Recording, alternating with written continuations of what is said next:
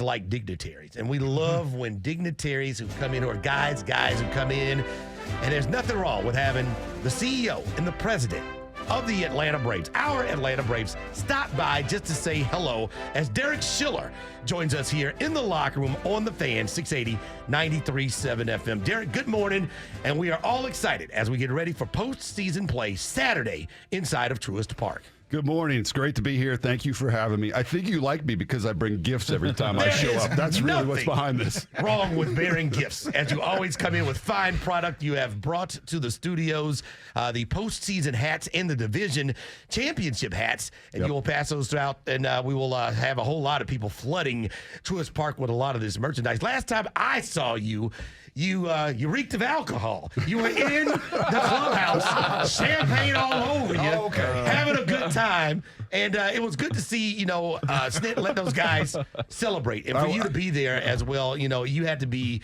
just as excited as Double A and Snit and everybody else a part of the front office and management, getting it done and allowing those guys to celebrate after a whole bunch of records were set. I wasn't sure where you're going with that. When you said the reeking of alcohol, that could have been a number of different situations, but I'm glad you picked the one you picked.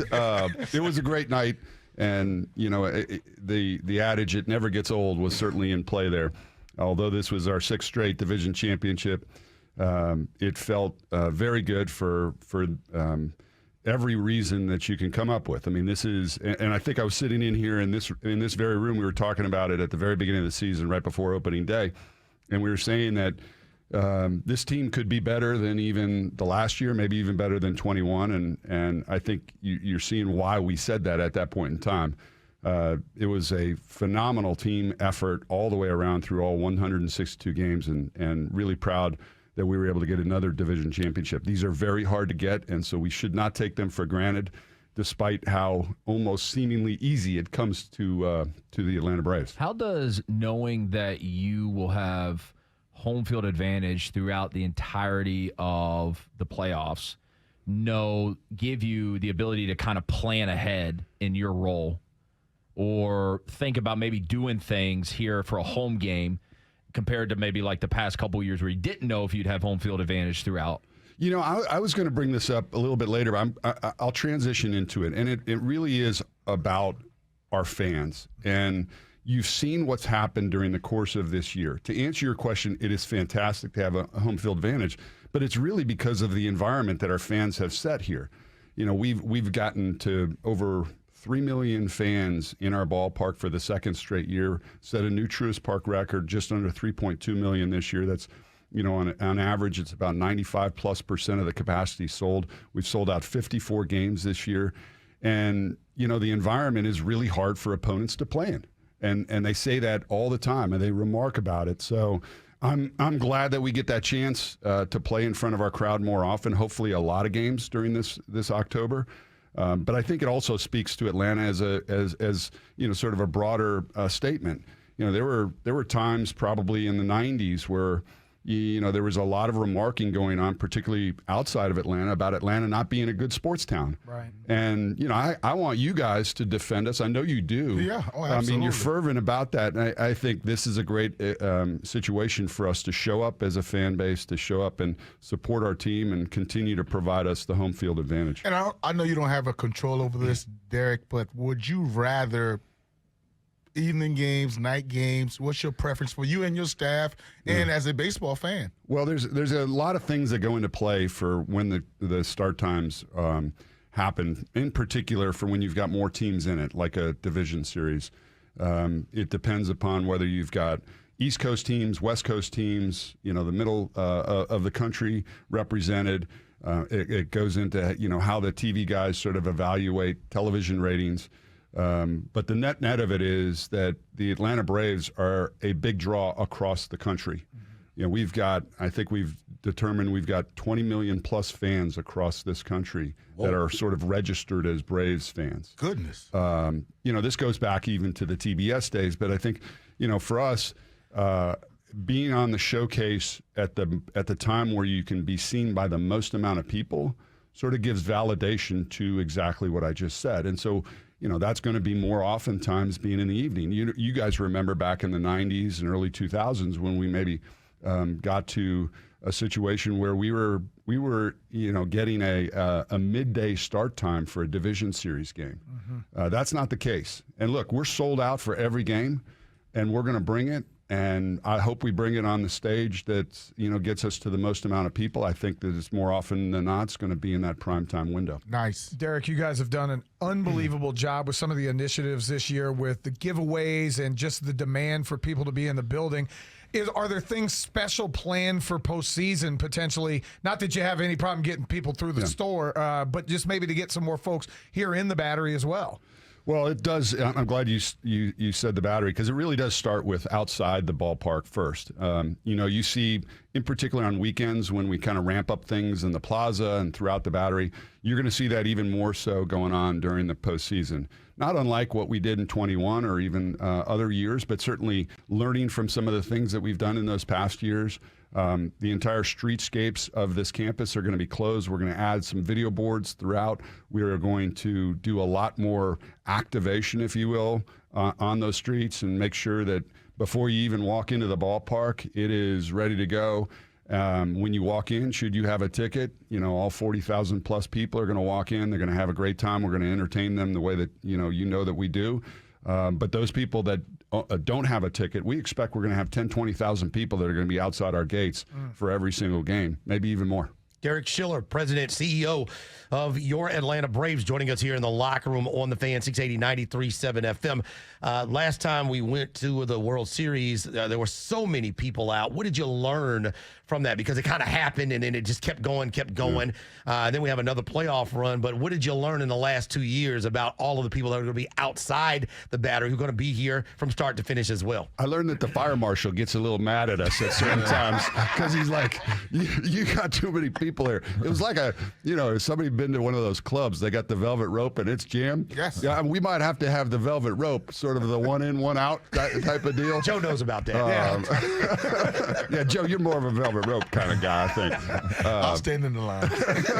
But, I think we did learn that you should not take for granted the excitement that's around the team, the anticipation, the desire to just be around this. And I've been saying this all year, as much as we felt that in 21 and certainly during the postseason run in 21, it feels even bigger now. I mean, the water cooler talk, if you will, and you guys know it, you're close to it, but the water cooler talk during the course of this entire season has ramped up even beyond our wildest expectations. Our TV ratings are up over 18, 20% year over year. And that's, again, with having fantastic coverage and ratings last year and beyond. As I said, the attendance was fantastic. So just every kind of indicator of fan support is out there, and we're as strong as there is. The rest of the league looks on in envy of what we've got going around here. And that's why I say I want to be proud of Atlanta representing. We want to showcase ourselves to everybody who's here to watch. Do you get the call from, let's say, Cousin Eddie that you haven't heard from in 6 months asking for, oh, hey, Derek, remember me asking for Braves tickets? You got 10? And how many family and friends reach out to you this time of year, and how do you go about handling that? It's a good problem to have. Yeah. There are some people that don't have what I use the term, they don't have great situational awareness. So they maybe call it the wrong time or ask the wrong thing. I love the guy that asked for the odd number of tickets. I'll take 7. Yeah. Do you have 7? Yes, I do, but not for you. Yeah, exactly. What is your experience? You have to be, as a president, you have a lot of corporate sponsors, and you have to walk around, shake a lot of hands, and see a lot of people. What is your game day experience? How is that different in the postseason? Do you get a routine where you could sit down and just enjoy the game? Yeah, first and foremost, we want to make sure. I don't play the game, obviously, and I'm not there to do anything with the players and the team, if you will, from a playing perspective. But I do want to make sure, first and foremost, that we're providing them the absolute best environment for them to potentially win a game. So that starts with the field and getting the field ready. It starts with everything that we can do with the clubhouse, their families, making them feel comfortable, doing everything we can do to try to give them just a little bit of an ounce of an edge. And then it goes to other operational concerns. Certainly the 40,000 plus people that come to the ballpark, I want to make sure that they have a really good experience. So our game day staff does an unbelievable job of that. They represent the brand so well and represent us. All of our staff that are doing their jobs, they're all professionals. They've been through this in most cases times before, so they know what they're doing. There are a lot of people that come out to the game, so when you get into the game time situation, it is a lot of politicians, VIP sponsors. That's a great thing. We love that. We love that when the focus is on us, they want to show up and want to be there. It's hard. I mean, Alex and I were talking about this the other day. You so much want to get to the postseason, but when you get here, there is an enormous amount of anxiety. Just the ability or the situation where you're trying to watch the game and do whatever it is that you're doing and wrestle through those emotions and that angst.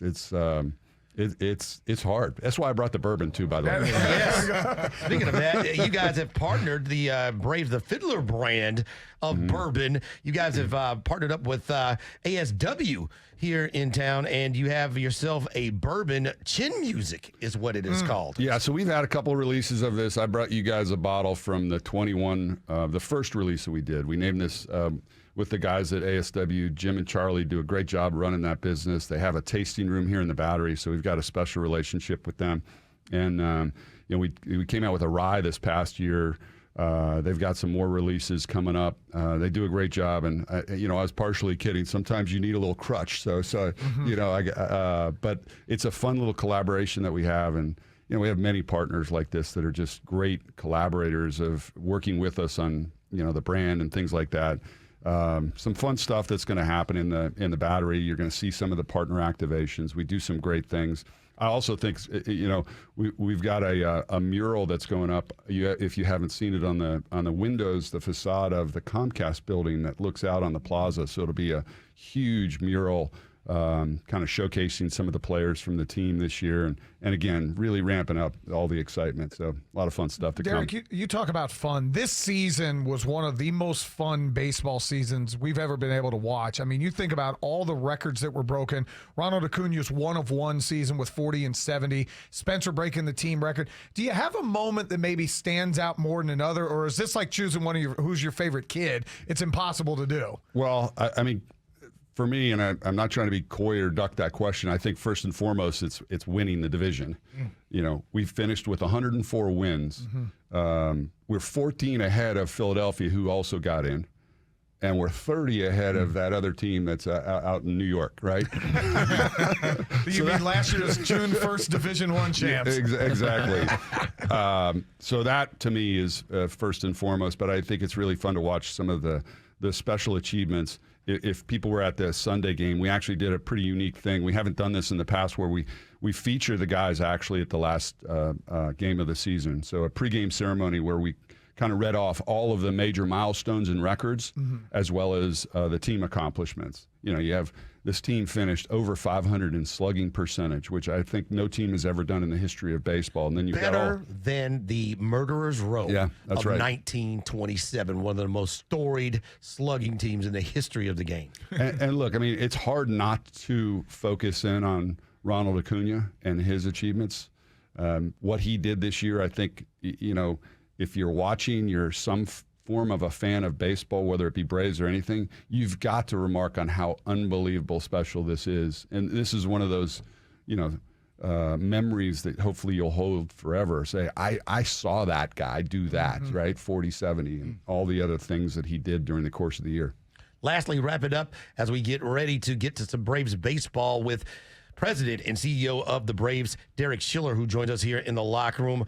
Overall, what this is doing for, right now is awesome, but what does it do for the future? The guy that's 35 now, the guy that's 45 now, the gal that's, 35 and 40, they have 2 kids, and their kids who are now 10 years old and they're 12 years old. What does this do for now? What does this do for the next 5, 10, 15, 20 years, the way that you have a good group of guys, a historic season, and a fun ballpark to all watch it take place in? Look, I've been with the Braves for 20 years now.